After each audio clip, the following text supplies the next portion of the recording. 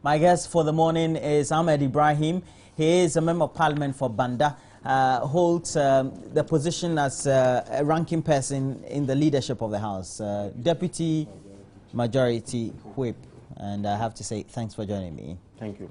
He's contesting in the primaries of the NDC, for which we had James Asante come to talk about, the communication director of the NDC, just before this very segment.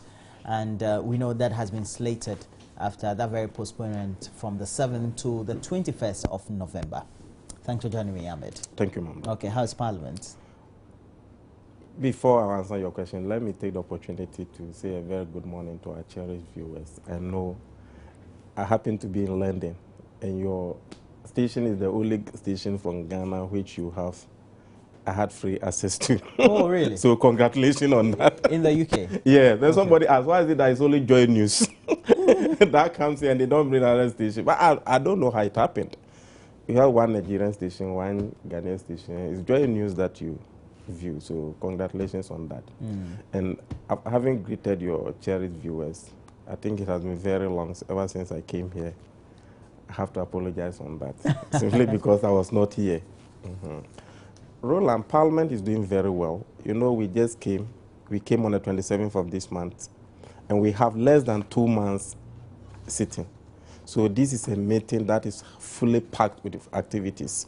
You know, it's a budget meeting. We have some bills that we have to sit on. You know, we have the immigration bill, the interstate succession bill, the conduct on public officers. We have so many bills we have to pass, and I don't think we can pass even 1 or 2 before, because it is seriously for the budget. And the budget, we have to take time to scrutinize, because you are doing it for a whole year. And therefore, you can't do it just haphazardly and say that you are finished. You have to scrutinize word for word, figure by figure, policy by policy. So this, and it is going to be presented hopefully on the 13th of this month. From there, and this is a meeting that NDC, we are also going to have our primaries, like you rightly said. So there's serious hit in Parliament. And because of the new system that the NDC government, the NDC party has brought, that the biometric registration, as well as ways of voting. This in the expansion in the electoral college, like every party member, card-bearing member, being given the opportunity to vote. So like members are like organizing 2 general elections.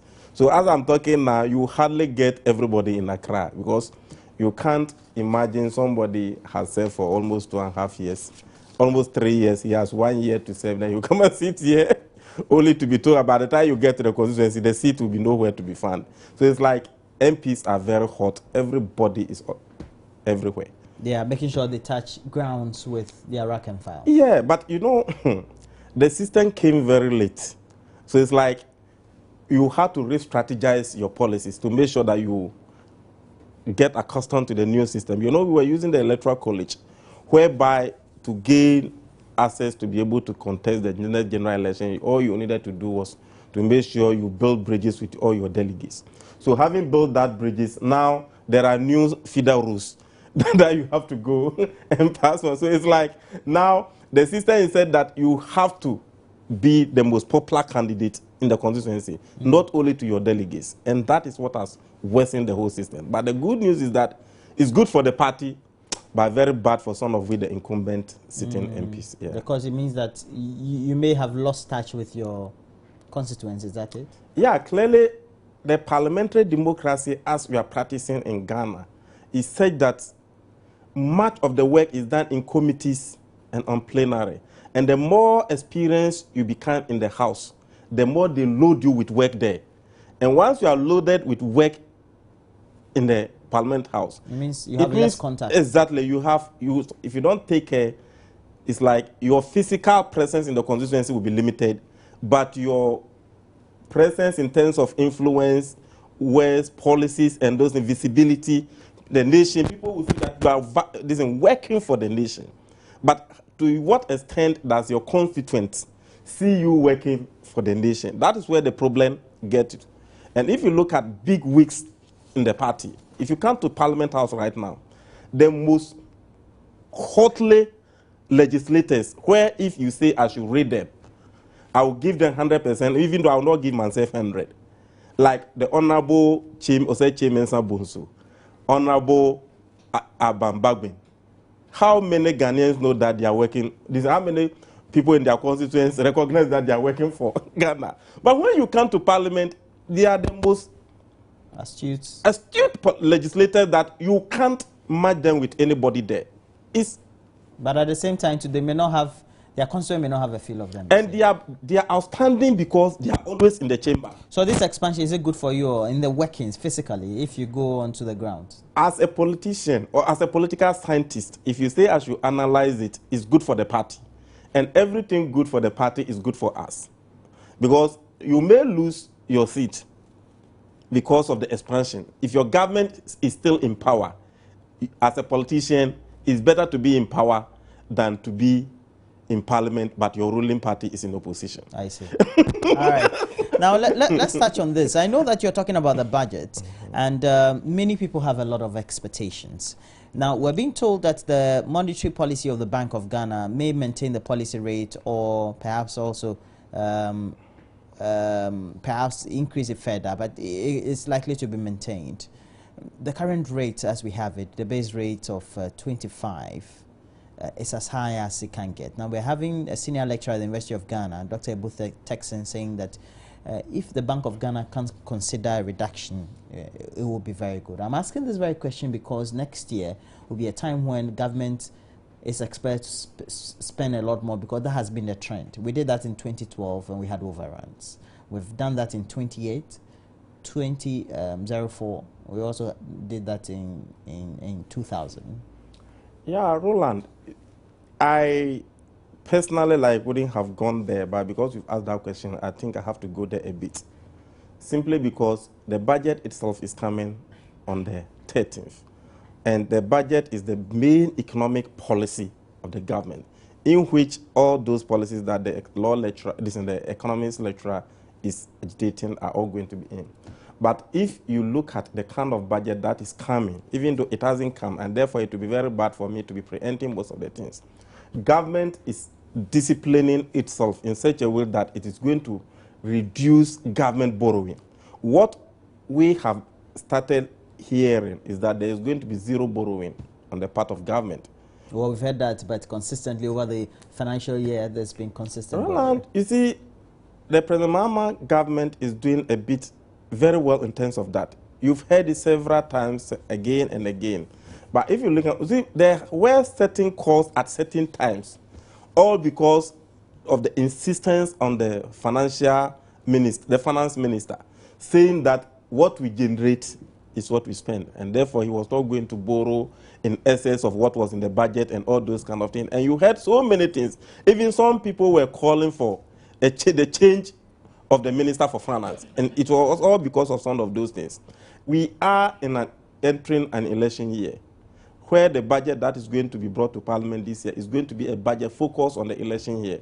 And if at this time you have a president who is saying that I am not going to borrow even though we are going to enter an election year, to make sure that there's budget overruns and the budget deficit and all those kind of things, simply because I'm going to discipline myself in that election year. But Roland, I strongly believe in that, simply because if government says he's not going to borrow, and we maintain the base rate as it is now, well, once government is not borrowing from the domestic market, it's going to give opportunity for the financial institutions to be able to concentrate on the private sector and individual business that we have in the country. Because the government, who is the biggest spender in the economy, is no more going to be borrowing from all those. So it's like much money is going to be preserved. And therefore, we may be entering in an era where banks will be knocking at your doors, that we have so and so much, and therefore it's better you come and borrow. So it's like, now that the budget hasn't come,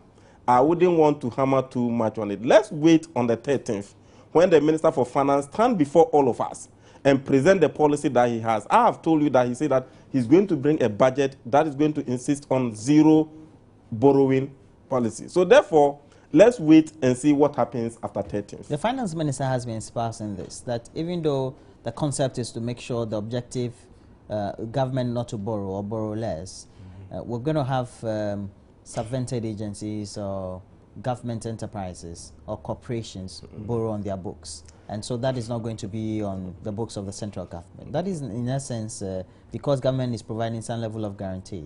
Yeah, government, I think the finance minister called that policy smart borrowing. Well, that's what he's been saying. He says it's smart borrowing. Yeah, that is what he calls smart borrowing. And I think, Roland, that is the best.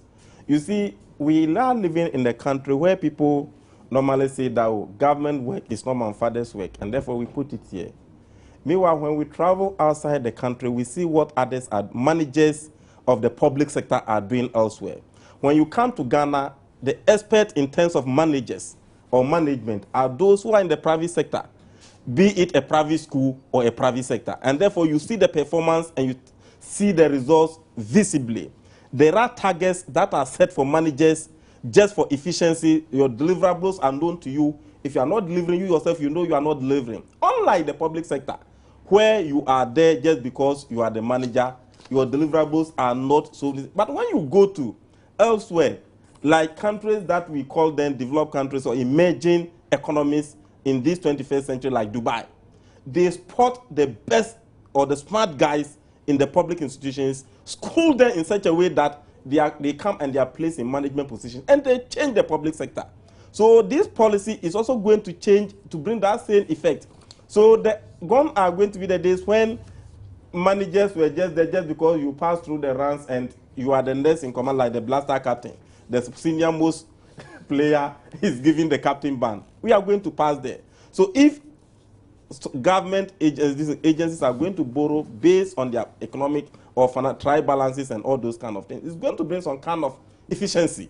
And therefore, if you are there and the management meet and they know that you are not helping that agency very well, it will be visible for everybody to see. So I think that policy is the best. Unlike the government taking money that is needed elsewhere and coming and be giving it to you. Meanwhile, your deliverables are not coming. Your results are not coming. There's no change. You are not making any effect. So now, if you go and borrow, it's like people are going to own management in those agencies. And I think, Roland, it's a perfect policy. Okay. We'll see how that goes as far as we're concerned in that. We expect the budget to be read on the 13th of November, you say. You get all the latest update on this very channel, Joy News. And what are your expectations before we go on to the next subject? Yeah, my expectation is that the bane of Ghana's budget and Ghana's development due to the budget sometimes is ambitious infrastructure development and ambitious increment in wage. So these are the two things that always make sure that government budget sometimes are derailed. Yeah. So now that there's going to be, and if you look at nationwide, the kind of development or infrastructural projects that the NDC government has embarked upon are enough to win us the votes that we need in 2016. So you're not saying that you're bringing the budget up because you want to win votes, is it? I would expect that portion, the over-ambitious infrastructure development, expenditures to come down. Okay. And in that way, government will be able to control the zero borrowing that government is doing. In that case, private sector is going to have much money. You know, about more than 0.5%, more than 60 or 70% of Ghanaians' population is engaged in the private sector. So if there is enough money for the private sector to rely upon, the crying out there's no money in the system, the no money syndrome will be reduced. So I think that if government is able to insist on that policy and bring it, the budget should be based on human-centered approach, whereby if you are not massively embarking upon this infrastructure development, you are going to use and make sure that you complete all ongoing projects. Because that is what government is going to do. And the era where projects were abandoned for lack of funds and all those things will be a thing of the past. Your government is not going to start new ones, but government is going to complete all the ongoing ones.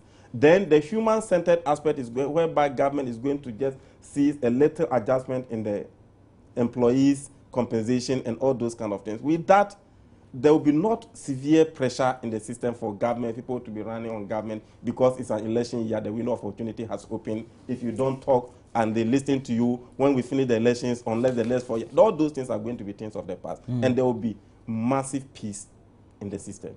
Well, the MPs will be very much instrumental in the approval of the budget.